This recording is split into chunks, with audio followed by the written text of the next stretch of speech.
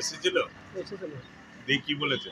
বলছি যে 7 তারিখে না 7 হ্যাঁ? তারিখে যাচ্ছিল তো, হ্যাঁ? 7 তারিখে। 7 তারিখে? দিয়ে? ওই কথাটাই জানি, তার বেশি জানি না। আপনাকে ডেকেছে? হ্যাঁ, কি কারণে?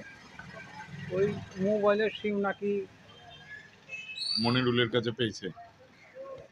আপনার সঙ্গে মনিরুলের কেমন সম্পর্ক ছিল? মনিরুলকে তো চিনি না। ওই যে ধরা পড়ে যায়? ও মিনারুল আমার বাড়ি মিনারুল। 15 কিলো। হ্যাঁ, ওর সঙ্গে কি আপনি ঝাড়খণ্ডেও যেতেন? না, বিভিন্ন জায়গায় ঘুরেছেন? আমি হইলার বাড়ি চিনি না, মানে আমি চাষি লোক। হ্যাঁ। মেশিন টেশিন খারাপ হলে ওই মোবাইলটা হয়তো ছিল, 5 বারও ফোন করতো, 2 বারও ফোন করতো, এরকম ফোন করে কি বলতো? কিচ্ছু বলতো না। ওই তো ডাকতাম খালি, মেশিনটা দুধ ও করে দিলাম। ও মেশিন আপনার ঠিক করতো সেই কারণে? তা আপনি নাকি ওর সঙ্গে ঘুরে বেড়াতেন বা ইয়ে করতেন? আসামে গিয়েছিলেন? না, আসাম না যায়নি কিন্তু। ঝাড়খণ্ডে? না, কোনো জায়গাতে? তাহলে আপনার বাড়িতে এলো কেন? এই লোকানো সেটা আমি কি করে বলছি, এসটিএফ এর কজন এসেছিল? আমি দেখিনি। ও আপনি ছিলেন না? আপনি কি কাজ করেন? আমি চাষি কাম, কিসের চাষ করেন? কি চাষ করেন? ওই যে মাঠ ঘাট, মানে এখন পেঁয়াজের পেঁয়াজের চাষ করেন তো? পেঁয়াজের মিনারুলের চাষ, সঙ্গে পাটের আসামে চাষ। গিয়েছিলেন পেঁয়াজ নিতে, পেঁয়াজের বীজ নিতে? জানি। না, আমাদের দেশে পেঁয়াজের চাষ বা- করি আব্বাসের কে চিনতেন?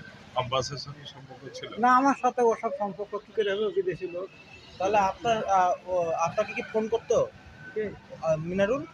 আর বাড়ি 5 দরকার তো, একই তো বাড়ি, এতেই 2-4 বাড়ি মিনারুল কি ছাড়া আছে। ওই ধরনের কাজের সঙ্গে, জঙ্গির কাজের সঙ্গে যুক্ত? ওকে তো ধরে বলতে নিয়ে হবে গেছে। না, বলতে হবে না, ও সব সম্বন্ধে তো আমার আলোচনা নাই। আপনি কি চাইছেন? আপনি কি চাইছেন? আমি চাইছি আমি যেন মুক্তি পাই। আমি নির্দোষ, আমি দোষ করিনি, ঘাট করিনি, কিছু না। ক্ষমতায় এসটিএফ এর লোকরা এসে কি বললো? এক টাইপের লোক এসে, আমি তো শুনিনি, বলছি না। যে আপনার বউদেরকে কি বলে গিয়েছে? আমার এক ছেলে ছিল, হুম, যে বলেছে তাও আমি জানি না। ওনাকে দেখা করার জন্য বলেছে কলকাতায়।